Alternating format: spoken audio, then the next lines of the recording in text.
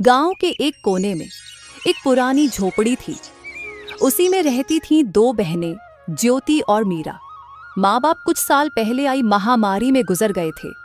उनके जाने के बाद दोनों बहनें खुद ही एक दूसरे की सहारा थे। एक दिन अपने ही धुन में झूलती हुई मीरा मंदिर से लौट रही थी।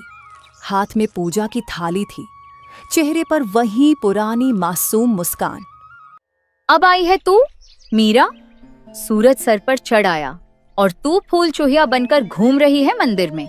दीदी, मैं जल्दी आने वाली थी, लेकिन गौरी काकी की बकरी झाड़ियों में फंस गई थी। निकालने में थोड़ी देर हो गई। तेरा क्या है, तू तो सबकी मदद करती घूमती रहे, चाहे घर में चूल्हा जले या ना जले। दीदी, आप गुस्सा क्यों करती हो? माँ कहती थी जो दूसरों के काम आए वही इंसान कहलाता है। माँ अब नहीं है मीरा, और उनके कहे बातों की अब इस दुनिया में कोई मूल्य नहीं रही। अब कोई किसी के लिए कुछ नहीं करता। मीरा चुप हो गई। उसके चेहरे पर हल्की उदासी थी। वो झोपड़ी के कोने में रखे उस लकड़ी के संदूक तक गई जिसमें माँ की यादें अब भी सांस लेती थीं। संदूक से निकाला हुआ एक साड़ी मीरा छू के अपनी दीदी से बोली, दीदी, जब ये साड़ी माँ पहनती थी ना, तब हमें देखकर मुस्कुराती थी, कहती थी तुम दोनों एक दूजे का सहारा बनना। मीरा की बात सुनते ही ज्योति का चेहरा नम हो गया और उसकी आंखें पल भर को भीग गई।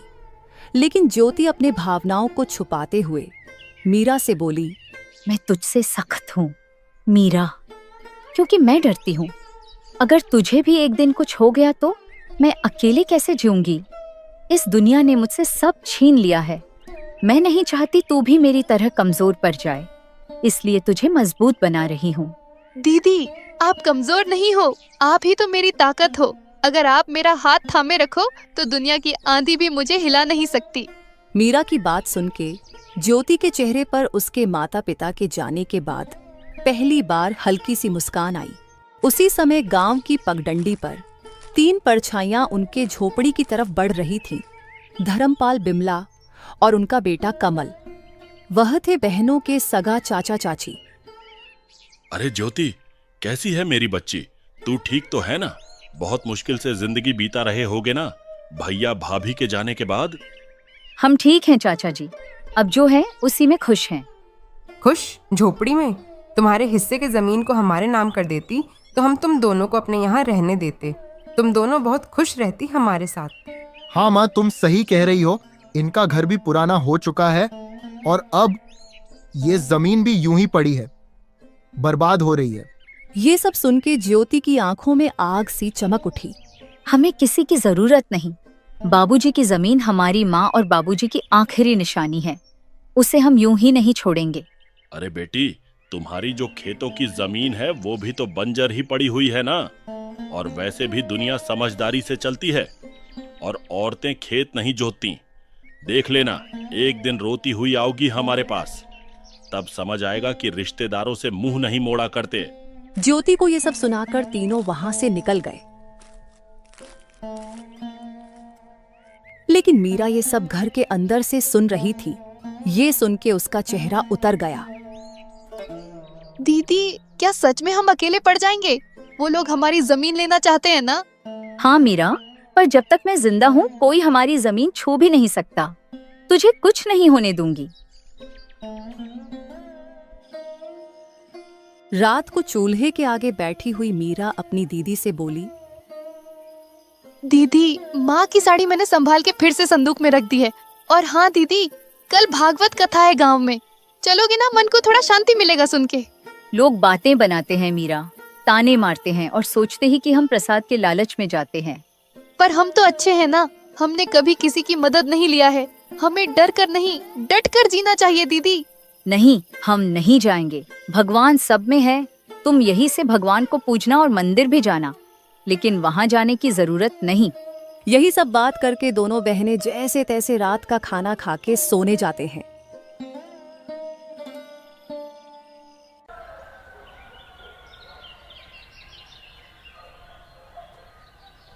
अगली सुबह दोनों बहनें अपनी जमीन को देखने जाते हैं, जिसमें दोनों बहनों ने मेहनत करके थोड़ी सी सब्जियां उगाई थी।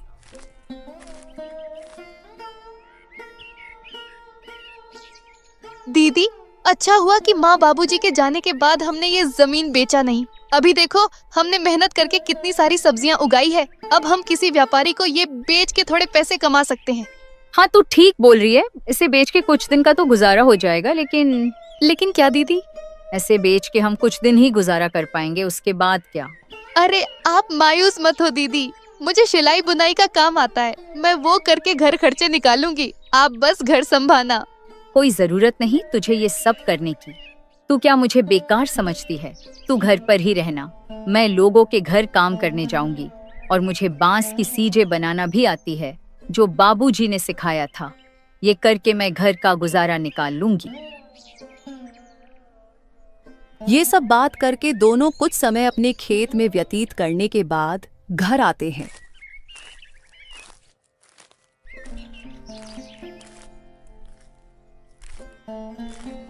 और अपने अपने काम में लग जाते हैं। रात को जब दोनों सोने जाते हैं, तब दोनों बहनें अपनी मुश्किल भरी जीवन के बारे में एक दूसरे से बात करने लगते हैं। दीदी, माँ बाबूजी के बिना ये रातें और भी डरावनी लगती हैं। सब कुछ खाली खाली लगता है ना दीदी?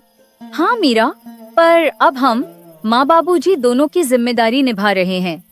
हमें हार नहीं माननी। ये जमीन, ये घर, सब कुछ उनका दिया हुआ है। हमें इसे बचाना है किसी भी कीमत पर। यही सब तो माँ बाबूजी की यादें हैं। ज्योति बहुत ही हिम्मती थी। वह तो किसी से मदद भी नहीं लेना चाहती, लेकिन उसे अपनी बहन को लेके बहुत चिंता होती थी। अगले दिन जब दोनों बहनें खेत पर पहुंची, तो देखा कि जमीन के बीच एक खूंटी गड़ी हुई थी। दीदी, ये जमीन के बीचों बीच खूंटी कौन गाड़ गया? ये तो कल यहाँ नहीं थी, और न ही हमने इसे गाड़ी है। जरूर इसे कोई यहाँ गाड़ गया है। ये जरूर हमारे चाचा चाची का काम होगा, लेकिन ये काम बिना किसी सरकारी आदमी के नहीं होता। इसका मतलब हमारे खेत को ये लोग बांटने की साजिश चला रहे हैं। उसी वक्त दूर से धर्मपाल आता दिखा और उसके साथ बिमला और उनका बेटा कमल भी था। तीनों के चेहरे पर अजीब सी मुस्कान थी। अरे बेटियों, घबरा क्यों रही हो? हम तो बस मदद करना चाहते हैं। तुम्हारे माँ बाप के जाने के बाद जमीन की देखभाल जरूरी है। तुमसे अकेले तो होगा नहीं। चाचा जी, आपकी मदद की जरूरत नहीं है हमें। ये जमीन हमारी माँ बाबूजी की निशानी है। इसे किसी के हवाले नहीं करेंगे। अरे बच्चियों, ऐसे कैसे नहीं दोगे? ये जमीन तो तुम्हारी और हमारी। कमल के दादाजी ने अपने दोनों बेटों को बराबर हिस्सा करके दिया था, लेकिन शायद तुम्हारे पिता अपने आखिरी दिनों में तुमसे ये बात बोलना भूल गए। इतने साल तो हम साथ ही खाए पिए हैं। हम तो तुम्हारे भलाई ही चाहते हैं। अब ये दुश्मनी क्यों? दुश्मनी तब शुरू हुई चाची, जब आपने हमें अकेले समझकर हमारी जमीन पर नजर डाली। और चाची, दुश्मनी तो आप लोग हम दोनों से निकाल रही हो। अरे मीरा, इतनी गरज क्यों रही हो? छोटी हो छोटी बनकर रहो। ऐसे बड़ों के बीच मत बोल, समझी? अरे जाओ, कैसे बड़े लोग जिनकी सोच छोटी होती है, वे उम्र में बड़े होके भी सम्मान के हकदार नहीं होते। मीरा, तू कुछ मत बोल। और हाँ, अब अगर आप लोग हमारे खेत के पास भी आए तो अच्छा नहीं होगा। हम कमजोर दिखते हैं पर डरते नहीं। धर्मपाल ने सबको चुप कराकर कहा। ठीक है बेटियों, हम कुछ नहीं कहेंगे, लेकिन कानून अपना काम करेगा। जब जमीन के सरकारी कागजात आएंगे तो देख लेना। जब तुम्हारे नाम नहीं निकलेंगे तो खुद समझ जाओगी कि जमीन किसकी है। तीनों वहां से चले गए। ज्योति और मीरा कुछ देर तक खामोश खड़ी रहीं। दीदी, क्या वो सच में कागज बदलवा सकते हैं? कुछ भी कर सकते हैं मीरा। लालच में आदमी अंधा हो जाता है। हमें किसी पे भरोसे नहीं करना चाहिए। अब हमें बहुत संभाल के रहना पड़ेगा। उसी दोपहर दोनों बहनें सरपंच के पास पहुंची। चौपाल में गांव वाले बैठे थे और वहां पहले से ही धर्मपाल बैठा हुआ था। सरपंच जी, हम आपके पास न्याय मांगने आए हैं। हमारे चाचा चाची जमीन हड़पना चाहते हैं और शायद पटवारी से मिलकर फर्जी कागज बनवा रहे हैं। हम अनाथ हैं, इसका मतलब ये नहीं कि हम बेबस हैं। हमें अपने माँ बाबूजी की जमीन किसी हाल में नहीं देनी। कृपया आप हमारी मदद करें। धर्मपाल जी, अगर ये सच है तो ये गांव की मर्यादा के खिलाफ है। परिवार के नाम पर ठगी करना यहाँ नहीं चलेगा। सरपंच जी, ये लड़कियां हमें बदनाम कर रही हैं। हम तो बस जमीन की चिंता कर रहे हैं। इन दोनों बच्चियों को क्या पता ये जमीन के बारे में। ये जमीन के बाद तो इनके पिता और मैं ही जानते थे। मेरा भाई तो अब इस दुनिया में नहीं रहा, इसीलिए अब मुझे ही तो सब कुछ देखना पड़ेगा। गांव वालों में फुसफुसाहट होने लगी। हमने इन बच्चियों को बचपन से देखा है, ये झूठ नहीं बोल सकती। धर्मपाल के मुंह में राम, बगल में छुरी। हम सब समझते हैं इसके बारे में। सरपंच ने इस बात को अगले दिन पंचायत में विस्तार से निकालने की बात की और फैसला अगले दिन देने की बात कही। बहनों की आंखों में पहली बार उम्मीद की चमक थी।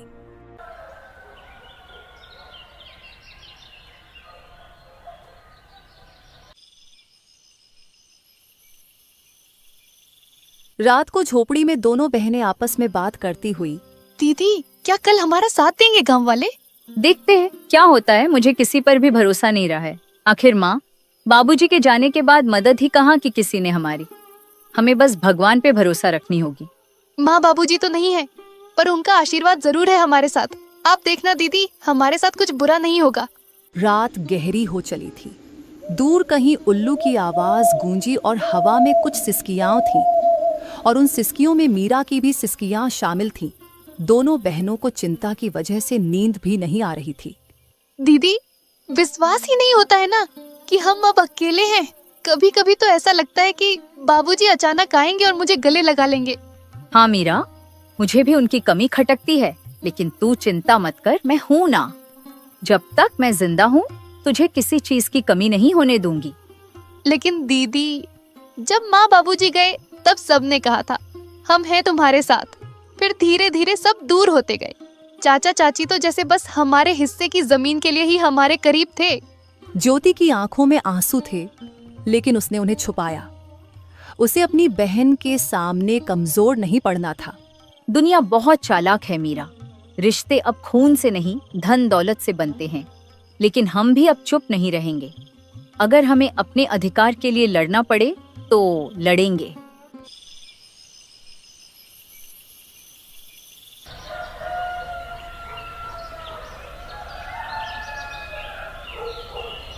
सुबह होते ही गांव में एक अफवाह फैल गई कि धर्मपाल अब पंचायत से कहकर जमीन अपने नाम करवाने की तैयारी कर रहा है। गांव की गलियों में लोग कानाफूसी करने लगे। अरे सुन सुग्गो, धर्मपाल ने तो कमाल कर दिया। अपने ही भाई की बेटियों को बेघर करना चाहता है। हाँ काकी, कैसा रिश्तेदार है, अपने ही भतीजों को बेघर करने में तुला हुआ है। इन बातों की भनक ज्योति को लगी तो वो मीरा को लेकर सीधा सरपंच के वहां पहुंची। सरपंच जी, हमें आपसे इंसाफ चाहिए था। मेरे माँ बाबूजी की जमीन पर मेरे चाचा जबरदस्ती का दावा कर रहे हैं और आप लोग उनका साथ दे रहे हैं। मुझे आपसे ये उम्मीद नहीं थी। हम कोई अबला नहीं है, हम ऐसे चुप नहीं रहेंगे सरपंच जी। ऐसे कैसे कोई भी आके हमारी जमीन हड़प लेगा। थोड़े समय बाद धर्मपाल, बिमला और कमल भी वहां पहुंच गए और वहां पर नाटक करने लगे। सरपंच जी, हम तो बस इनकी भलाई चाहते हैं। भाई की मौत के बाद हमने ही इन्हें पाला है, आप तो ये अच्छे से जानते हैं। और अब जब लड़कियां बड़ी हो गईं तो हमें बदनाम कर रही हैं। जरा सोचिए, क्या यही इंसानियत है? ज्योति बेटी, तुम्हारे चाचा तो ठीक कह रहे हैं। तुम लोग तो एक ही परिवार के हो। परिवार के बीच ये झगड़ा क्यों? वैसे भी सरकारी कागजात के हिसाब से तुम्हारी जमीन में इनका भी हक है। ऐसे कैसे सरपंच जी? ये लोग हमारी मजबूरी को देखकर हमारा फायदा उठाने आए हैं। ये कोई परिवार नहीं है, ये बस जमीन के लालच में परिवार होने का दिखावा कर रहे हैं। ये सब बात चल ही रही थी कि तभी पटवारी भी वहां आ जाता है। हरीश चंद्र की जमीन कानूनी तौर पर सिर्फ उनकी नहीं है, इसमें उनका भाई धर्मपाल का भी हिस्सा है। ऐसे कैसे? तुम लोग तो बस कागजात के बारे में बोल रहे हो, लेकिन क्या सबूत है कि हमारी जमीन का चाचा जी भी हिस्सेदार है? हाँ ज्योति बेटिया, बात तो सही कह रही है। तुम लोग कुछ पुख्ता सबूत भी पेश करो, तब जाके मैं पंचायत बुलाकर सही फैसला ले पाऊंगा। सरपंच के मुंह से ये सुनने के बाद धर्मपाल, बिमला और कमल थोड़ा हताश जैसे नजर आए और वे लोग वहां से निकल गए। अरे पटवारी, तुम किसका इंतजार कर रहे हो? तुमको नहीं जाना उनके पीछे पीछे कितने पैसे खिलाए थे मेरे चाचा ने? ज्योति की ताना सुन के पटवारी शर्म से वहां से निकल जाता है। बिटिया, मुझे गलत मत समझना। मेरे आंखों के सामने जो आया मैंने उसे ही सच मान लिया। इस बार मैं अच्छे से जांच पड़ताल करके एक नतीजे में पहुंचूंगा। आगे से मैं धर्मपाल के बातों में नहीं आऊंगा, और वे लोग तुम दोनों के मजबूरी का फायदा उठाना चाहते हैं तो मैं तुम लोगों को न्याय और उन लोगों को कड़ी सजा दूंगा। सरपंच के मुंह से ये सुन के दोनों ने थोड़े राहत की सांस ली और थोड़ा शक, थोड़े खुशी के साथ घर लौटे।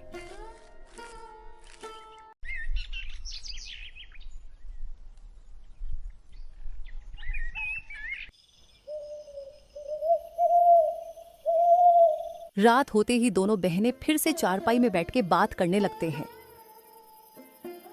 दीदी, आपको क्या लगता है कि हमारी जमीन हमारे पास रहेगी या फिर हमारे कपटी चाचा चाची को मिलेगी?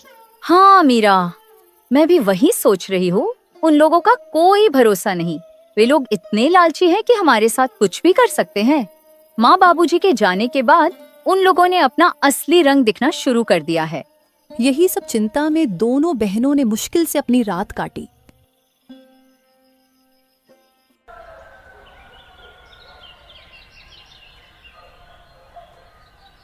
गांव की हवाओं में हल्की सरसराहट थी।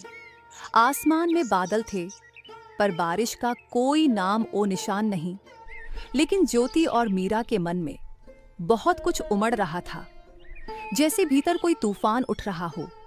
घर का आंगन सूना था और बहनों के चेहरों पर चिंता की लकीरें साफ झलक रही थीं। दीदी, आज खेत चलें क्या?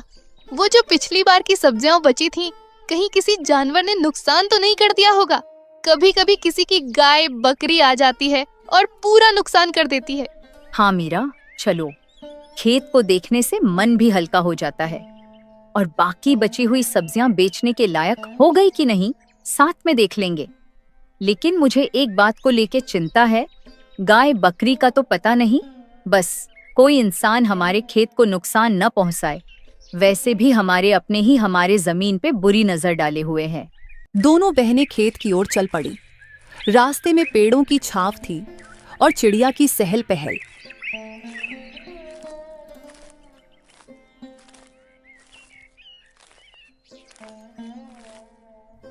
जैसे ही दोनों खेत के पास पहुंची, मीरा ने दूर से किसी की परछाई देखी। दीदी, वो देखो, वो कमल ही है ना? कमल उनके सामने खड़ा हो गया।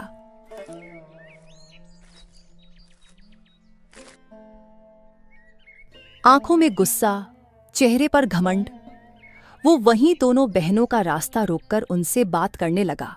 बहुत घमंड आ गया है तुम दोनों में।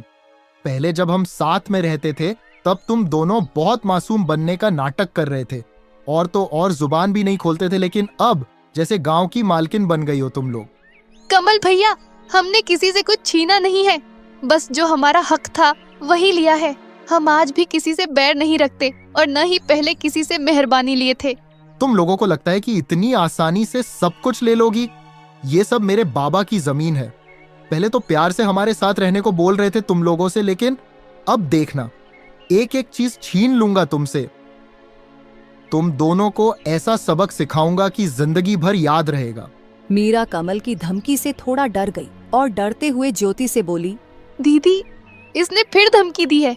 आप कुछ बोलो ना, ऐसे कैसे ये हमसे सब कुछ छीन लेगा? बहुत हो गया मीरा, कोई जरूरत नहीं इसके साथ झगड़ा करने की। मैं भी देखती हूँ कौन हमसे क्या छीन लेता है। और हाँ कमल, तुम यहाँ से चले जाओ, नहीं तो हम पंचायत में जाके बोल देंगे कि तुम हमें अकेले देख धमकी दे रहे हो। हाँ हाँ, जा रहा हूँ। लेकिन हाँ ज्योति, तुम बहुत ज्यादा ऊपर उड़ रही हो। संभाल के रहना, कब नीचे गिरेगी पता ही नहीं लगेगा। ऐसे ही कमल दोनों को धमकी देके वहां से चला जाता है। कमल की धमकी भरी बातें सुन के दोनों थोड़े मायूस हो जाती हैं। ज्योति जो अपने बहन के सामने हिम्मत से खड़ी हुई थी, उसके मन में भी डर था। वो मन ही मन कमल की बातों को लेकर बहुत चिंतित थी। कुछ समय के बाद दोनों बहनें घर लौटे।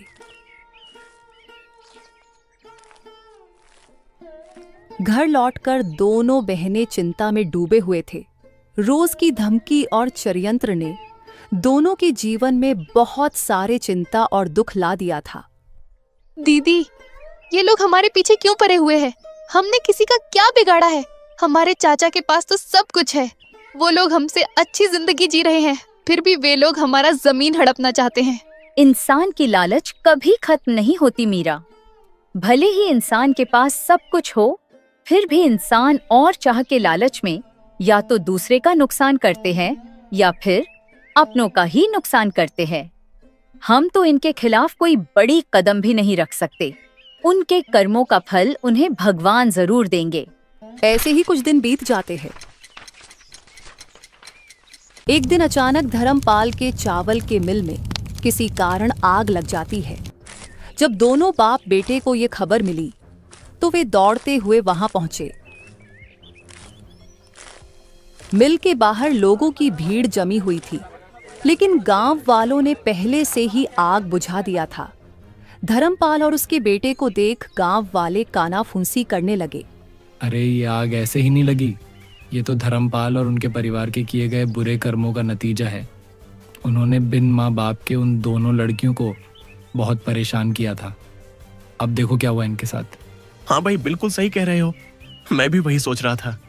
भगवान बुरे कर्मों का सजा इंसानों को जरूर देता है। भगवान के घर देर है लेकिन अंधेर नहीं।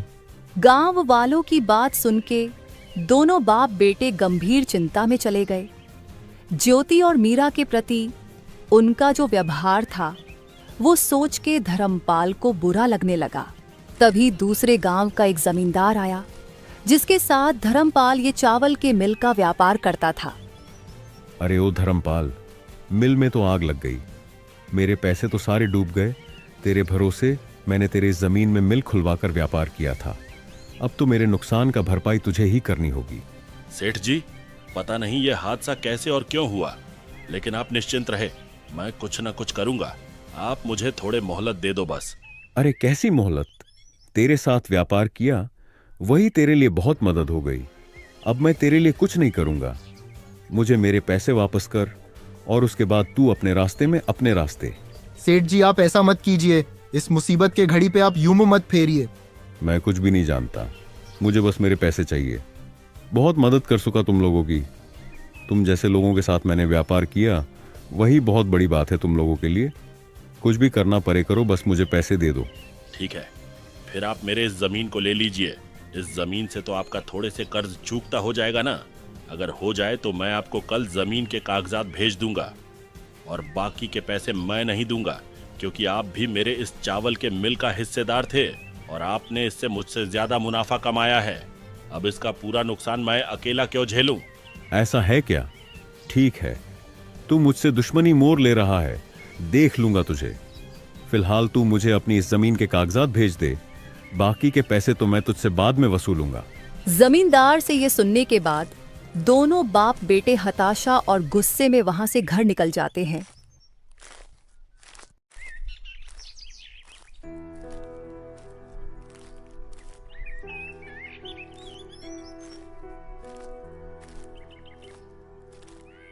घर जाके धर्मपाल अपनी पत्नी से आज के दुखद हादसे के बारे में दुखी मन से बताता है। अरे भाग्यवान, हमारे साथ ये क्या हो गया? हम तो पल भर में बर्बाद हो गए।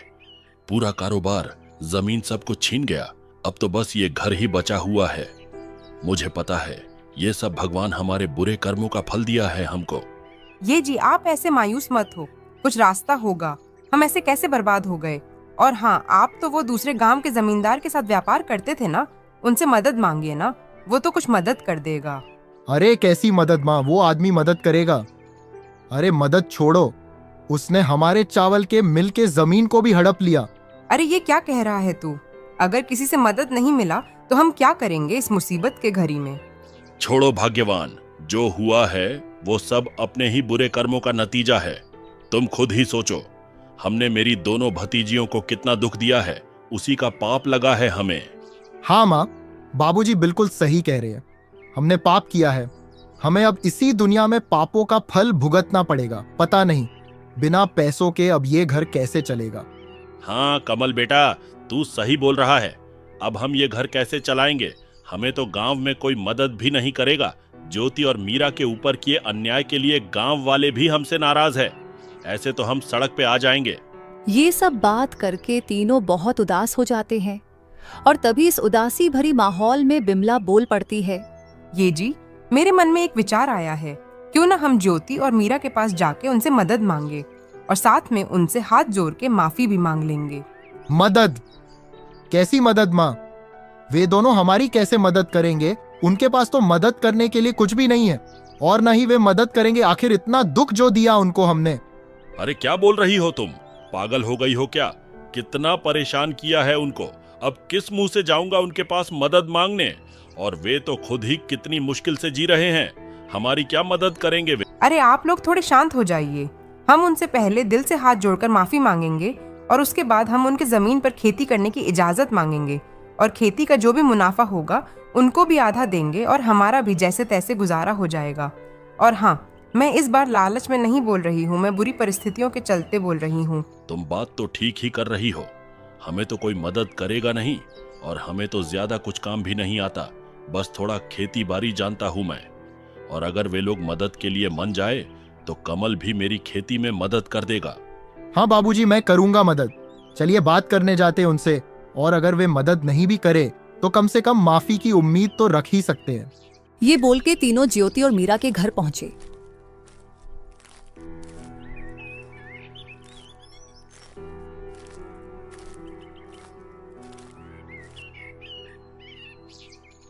चाचा जी, आप लोग अब यहाँ क्या लेने आए हो? ज्योति बेटी, हमारा चावल के मिल पे आग लग गई है। हम तो पूरा बर्बाद हो गए। हाँ, मुझे पता चला आपके बारे में और मुझे इस बात का खेद है, लेकिन आप हमारे पास क्यों आए हो? क्या आपको लगता है कि आग हमने लगाया है? नहीं ज्योति, तू हमें गलत समझ रही है। हम तो तुम दोनों से माफी और मदद की आस लेके आए हैं। मदद? कैसी मदद चाची? क्या मदद चाहिए आपको? हम तो खुद ही जैसे तैसे जी रहे हैं और आप किस हक से मदद मांग रहे हो? हम हैं ही कौन आप लोगों के? बिमला ने गिड़गिड़ाते हुए ज्योति और मीरा को सब कुछ बताया और ये सब बात होते समय धर्मपाल और कमल शर्म से अपनी सिर झुका लिया था। मीरा बिमला की बात सुन के बोली, हम मदद करेंगे चाची, जो हुआ सो हुआ। आखिर आप लोग हमारी चाचा चाची है, हम आपके साथ हैं। क्या बोल रही तू मीरा? पागल हो गई है क्या? भूल गई कितना दुख दिया है इन लोगों ने हमें? और हमारे बुरे समय में ये लोग कहाँ थे? अब क्यों मदद करेंगे हम इनकी? ऐसे मत बोलो दीदी। आज माँ बाबूजी होते तो वे भी इन मुसीबत में इनकी मदद करते। और माँ बाबूजी कहा करते थे कि माफी बहुत बड़ी जीत है और माफ करने वाला ही असली विजेता है। फिर भी मीरा, मैं इन लोगों की करतूत नहीं भूलूंगी। मैं मदद करने के लिए तैयार नहीं हूँ। दीदी, आपको मेरी कसम, कृपया आप उनकी मदद कर दीजिए। और वैसे भी इनको हमारे जमीन पे खेती करने देंगे तो हमारी भी बहुत मदद होगी और हम आगे से हंसी खुशी एक साथ रह पाएंगे। मान जाओ ना दीदी, मुझे माँ बाबूजी की कमी बहुत खलती है। इनके साथ होने से मुझे अच्छा लगेगा। ज्योति मीरा का मासूम चेहरा देख उसके खातिर मान जाती है और धर्मपाल, बिमला और कमल ने भी हाथ जोड़ के दोनों से माफी मांगते हैं और वादा करते हैं कि आगे से कभी भी उनका बुरा नहीं सोचेंगे।